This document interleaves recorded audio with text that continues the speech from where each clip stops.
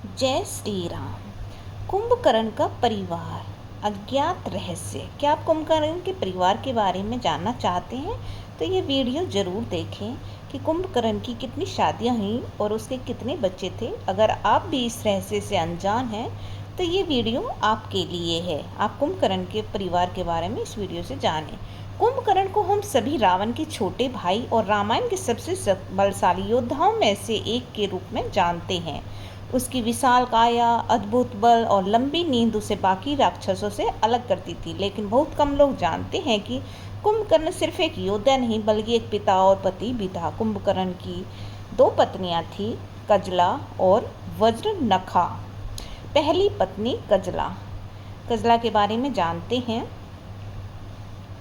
कजला गंधर्व वंश से थी। बचपन में ही उसे ऋषियों के शाप के कारण राक्षस योद्धा से विवाह करने का वर मिला था।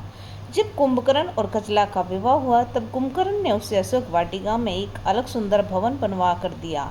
कजला बहुत शांत स्वभाव की थी। वह हिंसा से दूर रहना चाहती थी। यही कारण था कि वह युद्ध या राजनीति में कभी हस्तक्षेप नहीं करती थी।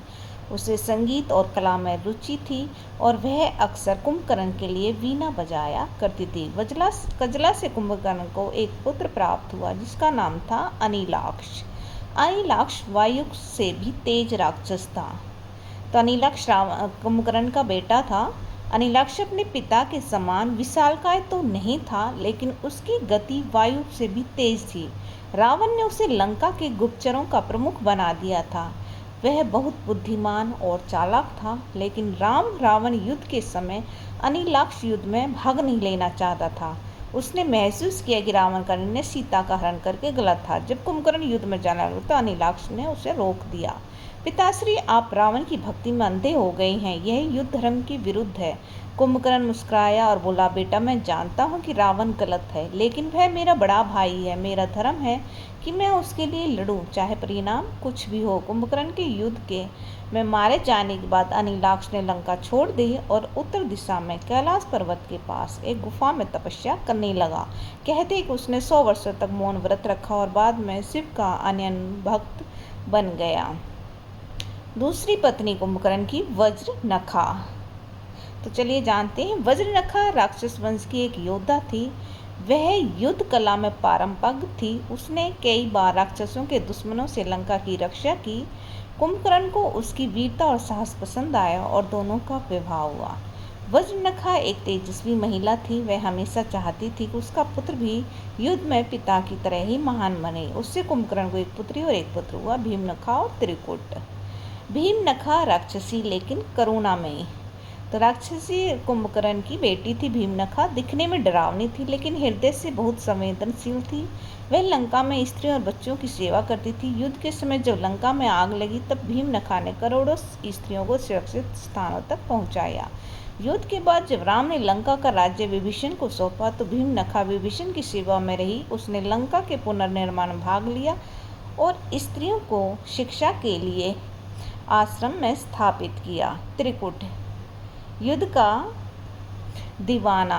कुंभकर्ण का दूसरा बेटा त्रिकुट युद्ध का बहुत ही बड़ा दीवाना था। त्रिकुट अपने पिता कुंभकर्ण का सच्चा उत्तराधिकारी था। बलशाली, विशाल शरीर वाला और अति क्रूर।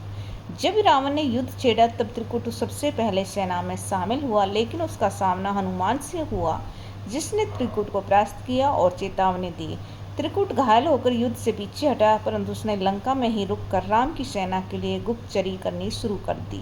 यह जानकर विभीषण ने उसे बंदी बना लिया, लेकिन बाद में उसे क्षमा कर दिया गया। त्रिकुट अपनी भूल का पछतावा करने लगा। कुंभकर्ण की मृत्यु और परिवार की स्थिति।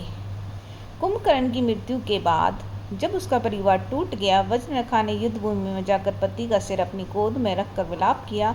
कजला ने जीवन भर सादा वस्त्र पहनकर व्रत किया और शेष जीवन राम और सीता की भक्ति में बिताया। उनके बच्चे बिखर गए, लेकिन उनमें से कोई भी रावण के पतन का कारण नहीं बना। वे सभी अपने अपने मार्ग पर चल पड़े। कुछ तपस्विनी, कुछ सेवक और कुछ पश्चाताप की अग्नि में जलने लगे। कुंभकर्ण केवल युद्ध के लिए नहीं जाना जाता, उसका परिवार भी विशेष था। उसकी पत्नी एक शांत, एक योद्धा थी। उसके बच्चे धर्म और अधर्म के बीच अपनी राह खोजते रहे। कुंभकर्ण की कहानी हमें सिखाती है कि हर राक्षस का बुरा नहीं होता, हर युद्ध के पीछे एक मानवीय कहानी छिपी होती है।